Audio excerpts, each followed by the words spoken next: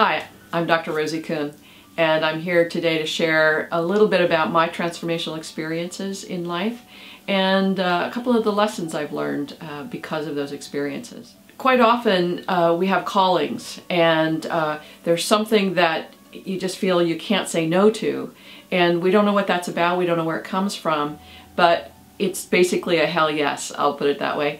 And it gives us a moment where we know that there's something greater than us that's inspiring or compelling us to do something that's way beyond our comfort zone. The hardest, most challenging places where I was called to say yes was when I was in the process of divorcing from my husband. This is when I was 26 years old.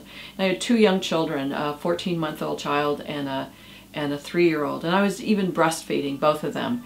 And at the moment it made sense that what was in the best interest of my children is for me to leave them in the custody of their dad, as opposed to me taking them with me and trying to grow myself up and get a degree and move on with my career and try to balance them and keep them well and healthy and happy.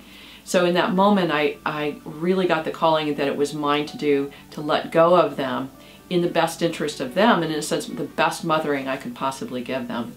You can imagine that for someone who was breastfeeding two children and I was just such a devoted mom, what would possess me, in a sense, this calling to make that choice. The ultimate truth for me was that I could love them best by leaving them at home with their dad, in their own beds, with their grandma around the corner, with their schools right across the street that they would be soon attending. And there was no doubt that that was what was in the best interest of my children, regardless of my desire as a mom. When all of this happened, I thought that after maybe a few weeks or months, my husband would give up the children and I would have them with me, but that didn't happen. And what happened was the unfolding of my life like I never imagined. And I grew into a woman that I never saw myself to be.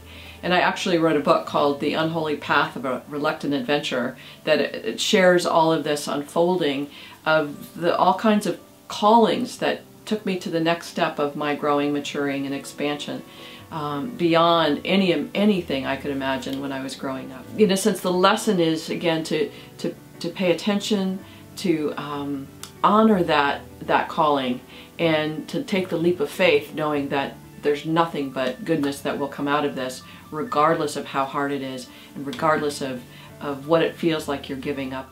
My guess is that for you to listen to your heart, listen to this calling, and take these maybe even little leaps of faith, that you'll go on extraordinary experiences that you never imagined would happen.